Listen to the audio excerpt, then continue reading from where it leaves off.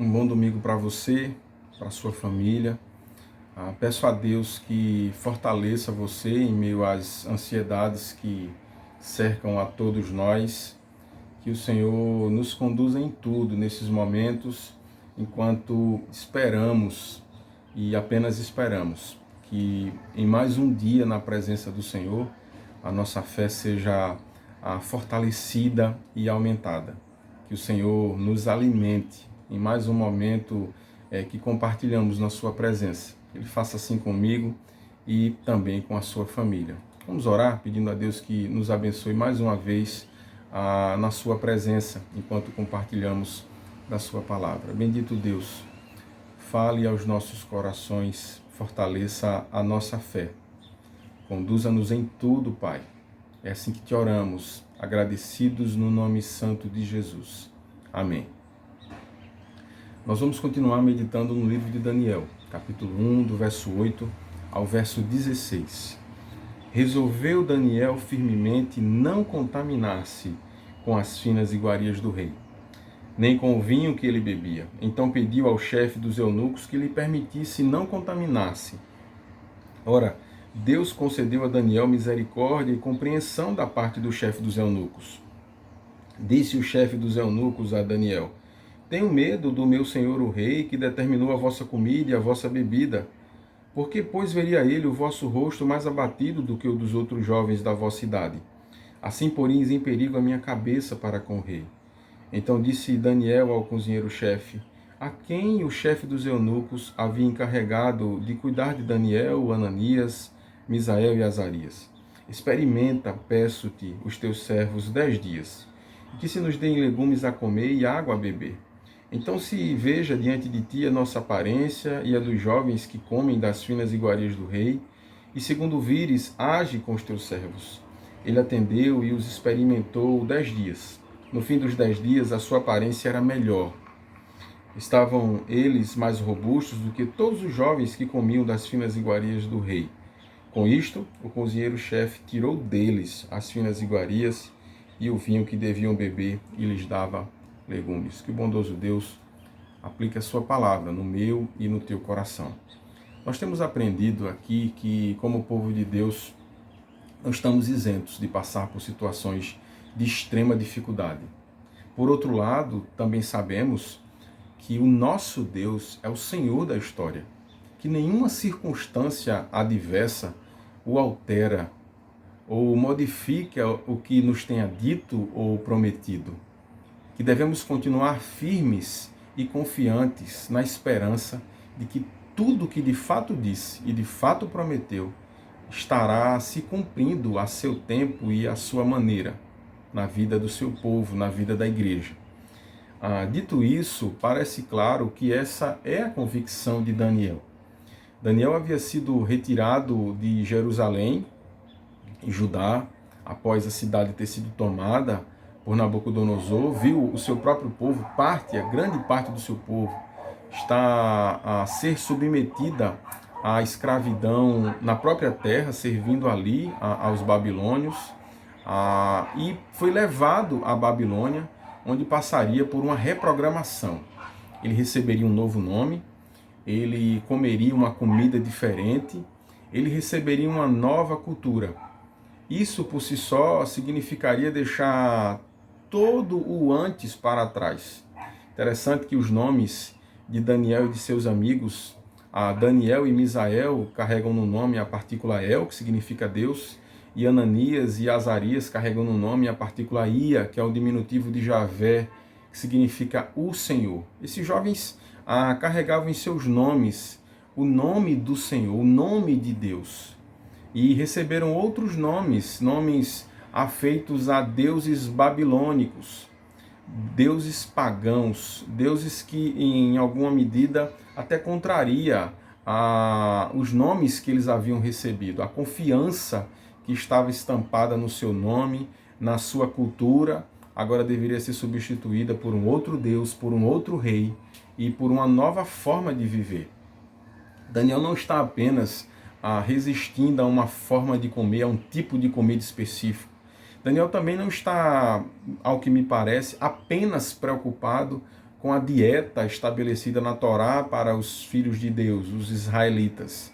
Mais do que isso, ao se recusar no seu coração, ao firmemente estabelecer para si o propósito de não contaminar-se, refere-se a um cumprimento inteiro da lei de Deus na sua vida. É interessante que você, lendo precipitadamente o capítulo 1 de Daniel, onde toda a mudança é apresentada, eles são retirados, eles são levados, eles são reeducados, eles recebem novos nomes e nova alimentação, tudo era novo. Então eles deveriam, com esses privilégios, se esquecerem de quem era Deus, da confiança que deveriam nutrir nesse Deus, e agora a colocar a sua vida e toda a provisão da maneira como deveriam viver, agora procedia de Nabucodonosor, que deveria se tornar o centro das suas vidas. Daniel rejeita isso. E é interessante que ele rejeita isso para si, e ele também fala em nome dos seus amigos. Que sejam dados a nós, a mim e aos meus amigos, legumes e água, apenas isso. Não queremos as finas iguarias do rei e também não queremos vinho, que queremos são legumes e água, apenas isso. Mas esse objetivo de Daniel de não contaminar-se, ele precisa ser observado não apenas do ponto de vista da atitude de Daniel. Daniel desejou não contaminar-se. Nós precisamos olhar aqui para a força desse propósito. Daniel resolveu firmemente não contaminar-se. Não é apenas não contaminar-se, é firmemente não contaminar-se. Isso já é totalmente válido para a minha vida e para a sua, que temos tantos propósitos bons, tantas boas ideias, mas que não são firmes, que se alteram a depender das circunstâncias ou das dificuldades. Daniel firmou para si um objetivo pessoal, do qual ele não se afastaria, muito embora as circunstâncias se alterassem. Interessante que, quando a gente olha para essa firmeza de propósito em não comer a comida, em não beber a bebida, por outro lado, você pode se perguntar, mas Daniel não teve nenhuma dificuldade em receber outro nome. Daniel recebeu um outro nome, um nome que faz alusão a uma outra divindade do povo da Babilônia. Talvez o nome Bel seja uma referência ao deus Marduk, o principal deus da Babilônia, e o nome Beltesazar significa protegido, ser protegido pelo deus Marduk. E é interessante porque o nome de Daniel no hebraico significa Deus é meu juiz. E Daniel recebe esse novo nome e, ao que parece, não oferece nenhuma resistência a ser chamado de Beltesazar, um nome com alusão a um deus pagão. Por outro lado, ele oferece uma resistência aparentemente exagerada a comer uma comida e beber uma bebida. Parece que Daniel está se pondo em contradição, porque ele levaria tão a sério não comer e não beber, e parece não se importar com ter recebido um nome que faz alusão a um outro Deus, a um falso Deus, a um Deus pagão. Interessante que, se você se faz essa pergunta, assim como eu me fiz, nós precisamos olhar para a história toda de Daniel. Tem situações na nossa vida que podemos declarar a nossa fé apenas com palavras, apenas com algumas frases, podemos recitar a confissão de fé e os nossos credos. Nós podemos citar também trechos da palavra de Deus, e isso em dados momentos será suficiente para expressarmos a nossa fé, o tamanho da nossa fé. Mas há outras situações em que as palavras só não serão suficientes. É preciso demonstrarmos, é preciso mostrarmos a nossa fé. Há diversas situações no Novo Testamento em que Jesus se depara com pessoas e ele faz referência ao ver o tamanho da fé, por causa de determinada atitude que se tomou diante do Senhor. Então, no caso de Daniel, se você, assim como eu, por algum momento achou que ele se importou demais em não comer e não beber de algo que era talvez gentilmente oferecido pelo rei, mas se importou de menos em ter recebido um nome com alusão a um deus pagão, você precisa entender um pouco melhor a história de Daniel. Vamos lá. No capítulo 2, no verso 26 do livro de Daniel, é o primeiro momento no qual ele é recebido diante de Nabucodonosor. Já haviam se passado o período de treinamento, os 3 anos, onde eles seriam aculturados, aprenderiam a língua e a cultura da Babilônia e poderiam ser selecionados novamente para servirem diante do rei. O rei havia tido um sonho perturbador, um sonho de situações ainda muito futuras, e estabelece que aqueles que não conseguissem lhe dizer o sonho e a interpretação seriam mortos. Todos os sábios, todos os videntes seriam mortos se o rei não soubesse o sonho e a interpretação. Ele saberia que a interpretação era correta se aquele que revelasse a interpretação também soubesse, sem que ele contasse, qual teria sido o sonho que ele teve. E no final da história você conhece bem, Daniel busca o Senhor juntamente com seus amigos e recebe essa resposta. O que era que Deus estava querendo dizer naquela situação para o rei Nabucodonosor com aquele sonho que ele havia tido? E na presença do rei, Daniel é recebido como Beltesazar. O rei trata Daniel pelo nome novo que ele havia recebido.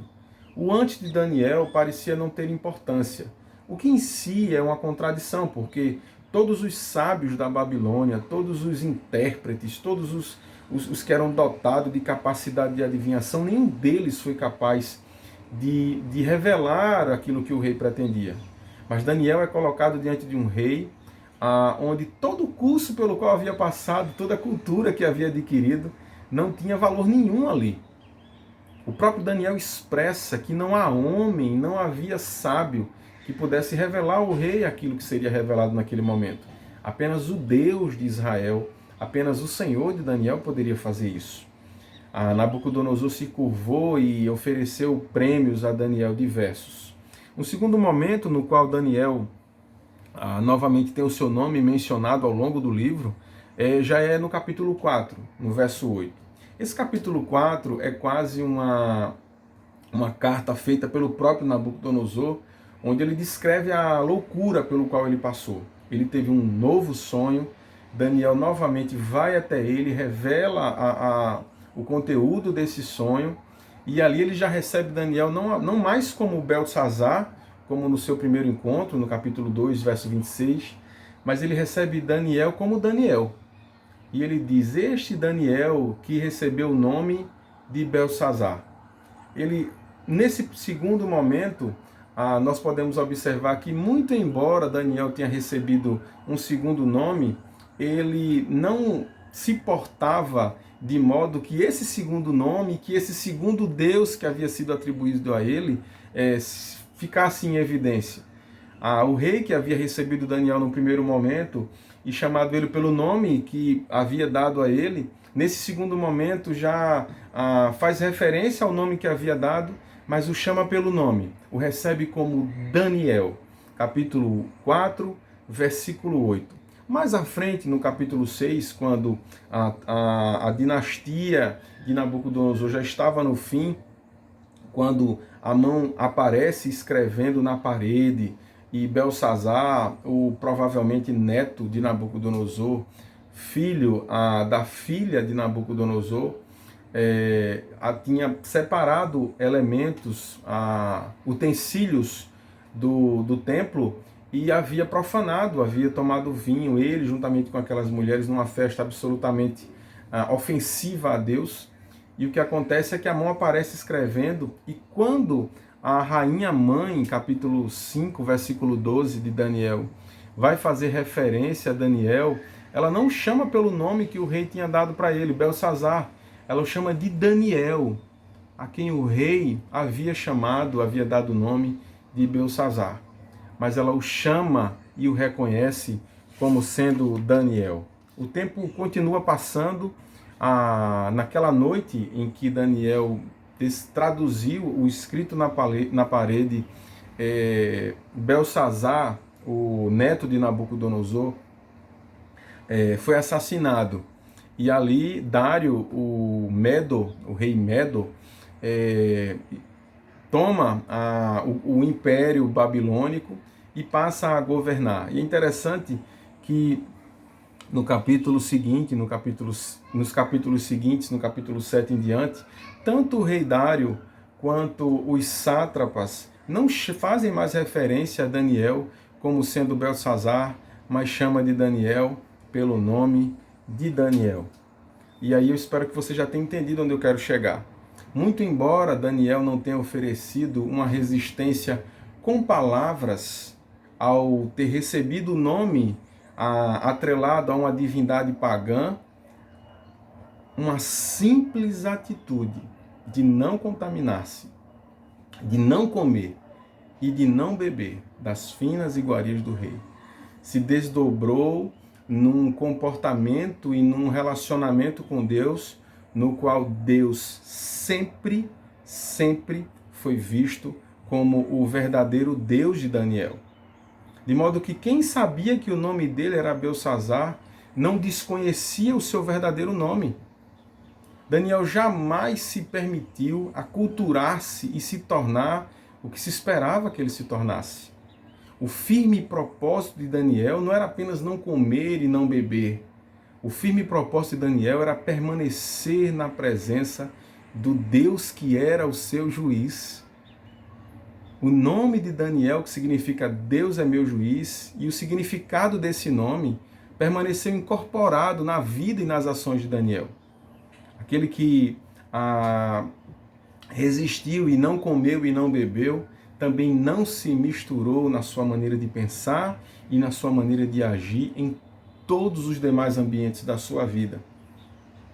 Interessante que eu e você temos mais uma chance de aprendermos como funciona isso. Eu e você temos muita facilidade em termos boas ideias e termos boas atitudes diante de Deus.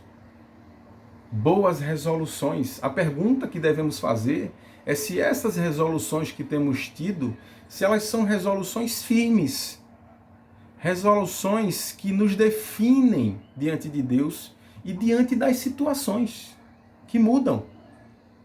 A firmeza de Daniel, preste atenção, não era arrogante. Daniel se coloca diante do chefe dos eunucos e do cozinheiro-chefe e pede.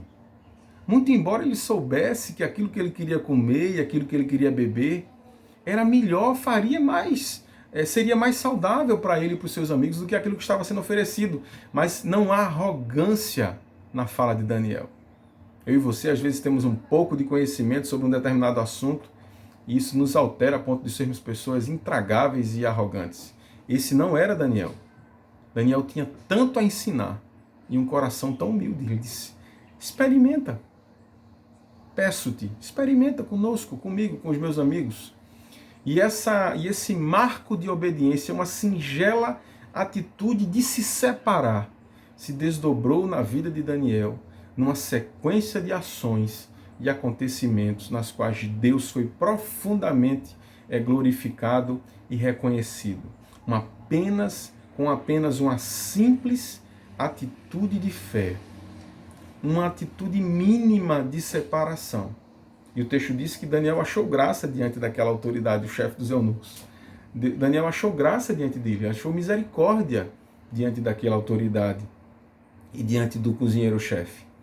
Então somos convidados, eu e você, a termos discernimento do que devemos fazer, termos firmeza nas resoluções que tomarmos e de sermos inteligentes em colocarmos em prática essas resoluções. Nos empenharmos para que essa resolução seja de fato firme. Veja como Daniel foi sagaz. Ele se aproxima do chefe dos eunucos e ele coloca o seu desejo de não contaminar-se. O chefe dos eunucos expressa para ele um receio, um medo que tinha. Então, quando ele entendeu que a preocupação do chefe dos eunucos não era, na verdade, com o que ele comia ou com o que ele não comia ou bebia, ele entendeu que se ele se apresentasse saudável, o objetivo daquele chefe estaria alcançado. Então ele recorre ao chefe dos eunucos, o cozinheiro-chefe, e ele novamente diz, testa, E aí, quando ele vê que estaremos saudáveis, nada vai lhe acontecer. O seu medo, o seu receio não irá se justificar. Então, a maioria de nós para em sermos diligentes em obedecer a Deus na primeira dificuldade. Então, a partir de agora, eu viverei para Deus e farei isso para Deus. E define um propósito diante de Deus. E na primeira barreira, na primeira dificuldade, a primeira circunstância adversa faz com que aquilo se reduza a nada. Então, somos chamados por Deus a termos resoluções firmes.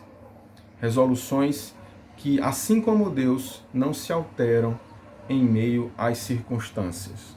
Não basta nos decidirmos por algo, temos que ter firmeza, e para que tenhamos firmeza, precisamos ter discernimento do que agrada e do que não agrada a Deus. É preciso ter um conhecimento de si, do próprio coração, para que, assim como Daniel, que não comeu e não bebeu, e que a partir das atitudes que se desdobraram dali, jamais foi de fato assimilado como apenas alguém com um nome recebido na Babilônia, sempre reconhecido como alguém que não era dali, cujo nome não era o nome que havia recebido e cujo Deus não era o Deus daquele lugar. Esse era Daniel, firmeza de propósito, firmeza de caráter em meio às adversidades, em meio às dificuldades. Nós somos chamados a desenvolvermos essa capacidade de termos resoluções firmes diante de Deus. Firmes resoluções diante do Senhor. Nós, assim, poderemos, com ações inteligentes, como Daniel, recorreu ao chefe dos eunucos para entender qual era a dificuldade, como ele poderia tornar aquilo prático, sem se opor, sem deixar de se submeter àquela autoridade que agora estava sobre ele. E é importante que nós consigamos enxergar isso que Daniel enxergou. Não existe discernimento se não houver verdadeira submissão a Deus. Não existe firmeza de propósito que decorra desse discernimento que não seja humilde ao invés de arrogante.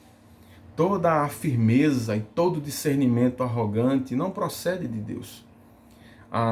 E todos os objetivos que traçamos, fruto de discernimento e firmes perante o Senhor, são cercados de atitudes sábias, com resultantes de humildade e sabedoria. Humildade e sagacidade. Daniel foi inteligente, ele tinha o objetivo de não desagradar a Deus, de não contaminar-se, e ele recorreu a quem devia recorrer, tratou da maneira que deveria tratar, e assim alcançou o seu objetivo, sendo submisso, se submetendo àquelas autoridades às quais agora ele estava submetido, e dando uma resposta ao nome que havia recebido, não com palavras ali, mas com as atitudes que se seguiriam a essa primeira que ele havia tomado. Jamais seria reconhecido como Belsassar. Daniel sempre foi Daniel, e o Deus de Daniel sempre foi o Deus de Israel. Reconhecido assim pelo próprio Nabucodonosor, em seguida pela provavelmente filha de Nabucodonosor e pelos reis que se seguiram, o rei Dário e assim os governantes, os prefeitos e os sátrapas, que até num segundo momento se levantam contra Daniel. Nós precisamos ter essa firmeza e precisamos ter ações claras, humildes e inteligentes, capazes de nos manter, nos suprir e de nos conduzir, assim como foi com Daniel. Nos manter, o que não podemos esquecer, manter vivos atitudes claras que mantenham vivas na nossa mente aquilo que não podemos esquecer. E nós não podemos esquecer a verdade de Deus. Ele é Senhor absoluto sobre as nossas vidas. Essas atitudes humildes e inteligentes também devem ser capazes de nos suprir. Nos suprir do quê? Do que não pode faltar. E o que é que não pode faltar para a gente? Verdadeiro caminho. Verdadeiro caminho. Não esquecermos da verdade e não nos afastarmos do verdadeiro caminho, que é o caminho estabelecido pelo Senhor e pela sua palavra. E por fim, essas ações claras e humildes e inteligentes precisam nos conduzir. Nos conduzir para quê? Para a vida. Nos conduzir para o verdadeiro lar, aquele lar do qual não poderemos ser mais retirados. Daniel, quando foi retirado de Judá na direção da Babilônia, olhou para trás e viu a sua cidade ficar ao longe. E assim, tudo aquilo que o templo e as leis do Senhor, tudo aquilo estava sendo posto em discussão, tudo aquilo estava povoando a mente de Daniel e dos seus colegas que caminhavam com ele. E talvez a pergunta que tenha surgido lá nos corações deles seja a pergunta que esteja no meu e no seu coração agora.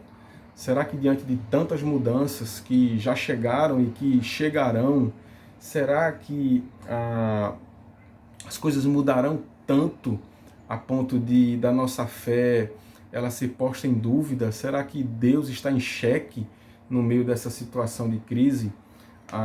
E a pergunta que eu preciso fazer para você é: que tipo de firmeza é a sua? Todos nós temos um propósito, consciente ou inconsciente, no qual somos firmes. E essa firmeza, ela é fruto de algum discernimento que move a nossa vida. Se esse discernimento ele é encontrado diante do Senhor, então, preenchidos de humildade e de sabedoria, nos conduzimos segundo o caminho, a verdade e a vida que é Cristo Jesus. Mas a nossa firmeza de propósito pode ser outra, que seja diferente dessa que Daniel estava propondo para ele e para os seus amigos. Talvez a firmeza de propósito com a qual você tenha alimentado o coração seja basicamente substituir ídolos anteriores que já fracassaram diante do vírus por outros ídolos que fracassarão em outras situações. Nós estamos vendo os países tão ricos, países tão abastados economicamente e que estão prostrados diante dessa dificuldade.